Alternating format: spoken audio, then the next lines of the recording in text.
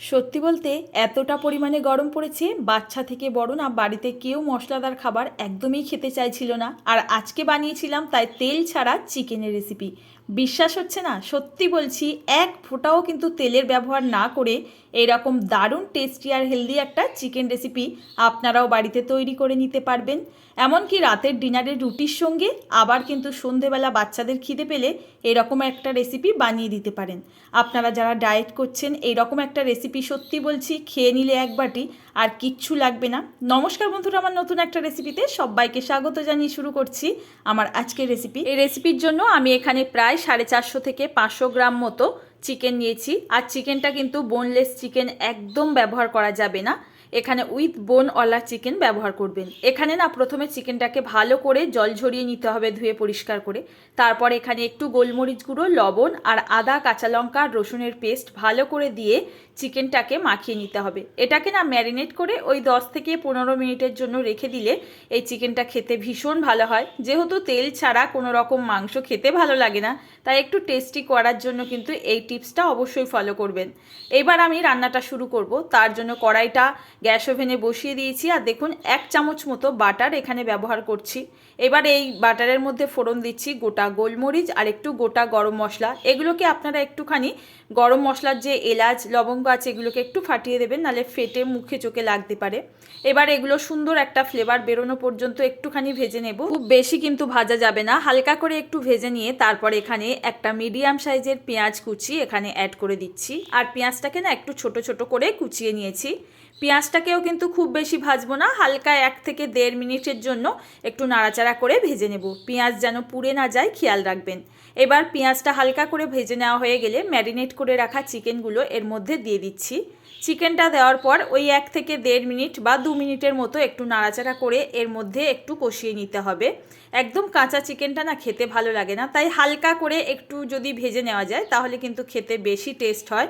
তো এখানে খুব বেশি ভাজার প্রয়োজন নেই, যেহেতু কাঁচা আদা রসুনের গন্ধটা আছে। এটা জাস্ট একটু নাড়াচাড়া করে একটু কষিয়ে নিতে চাইছি। তো দেখুন 2 থেকে 3 মিনিট সময় নিয়ে একটুখানি নাড়াচাড়া করে নিয়েছি। তারপর দেখুন চিকেনের কালারটা কিন্তু একটু চেঞ্জ হয়ে গেছে। এই পর্যায়ে না আমি বেশ কিছু উপকরণ অ্যাড করে দেব। এখানে নিয়েছি বেশ কিছু সবজি, এটাকে টেস্টি আর হেলদি করার জন্য। নিয়েছি এখানে লম্বা করে টুকরো করে কেটে নেওয়া পেঁপে, তারপর নিয়েছি লম্বা করে কেটে রাখা গাজর, আর একটা পেঁয়াজের এই রকম মানে কিউব করে কেটে একটু ছাড়িয়ে নিয়েছি, সেটাকে অ্যাড করলাম। আর দিয়ে দিচ্ছি এখানে 4 থেকে 5 টুকরো মতো আলু বড় সাইজ করে কেটে নিয়েছি, আর পরিমাণ মতো লবণ দিয়ে দিলাম। এবার সমস্ত কিছু আবারও নাড়াচাড়া করে 1 মিনিট মতো কষাবো। তারপর না এখানে পরিমাণ মতো জল অ্যাড করে দেব। এটা কিন্তু খুব বেশি টাইম নিয়ে একদম কষাতে যাবেন না, হালকা করে এপিটোপিট একটু নাড়াচাড়া করে নিলেই কাঁচা গন্ধটা চলে যাবে। তো বন্ধুরা, এই সময় আপনাদের কাছে একটা রিকোয়েস্ট রইল, রেসিপিটি দেখার পর যদি ভালো লাগে অবশ্যই একটা লাইক করবেন, আর কমেন্ট করে কিন্তু একদম জানাতে ভুলবেন না কে কোথা থেকে দেখছেন। রেসিপিটি যদি আপনাদের কাছে ভালো লাগে একটা লাইক করবেন, আর ফ্রেন্ড ও ফ্যামিলির কাছে রেসিপিটি শেয়ার করে দিতে পারেন। নতুন কেউ আসলে চ্যানেলটি সাবস্ক্রাইব করে পাশে থাকবেন, পেজ থেকে দেখলে পেজটি ফলো করে নিতে পারেন।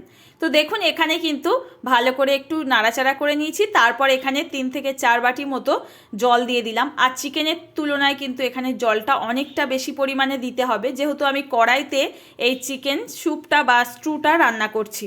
তো বন্ধুরা, এখানে বলে রাখি, আপনারা যদি প্রেশার কুকারে এটা করতে চান তাহলে জলের পরিমাণটা কমিয়ে দেবেন। এবার ঢাকা বন্ধ করে না এটাকে একেবারেই 10 থেকে 15 মিনিট এইভাবে হাই ফ্লেমে আমি ফুটিয়ে নেব। অনবরত কিন্তু একইভাবে গ্যাসের ফ্লেমটাকে রাখতে হবে। এটা না বানাতে খুব কম টাইম লাগে। আর দেখুন 10 থেকে 15 মিনিট পর আমি কিন্তু দেখিয়ে দিচ্ছি। দেখুন কত সুন্দর চিকেন আর সবজিগুলো সেদ্ধ হয়ে গেছে।